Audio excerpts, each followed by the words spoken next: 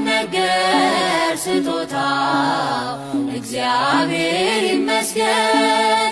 ቸል ያላለን አምላክ ስንጓዝ ማዕበሉን አቋርጠን ስለማይነገር ስጦታው እግዚአብሔር ይመስገን።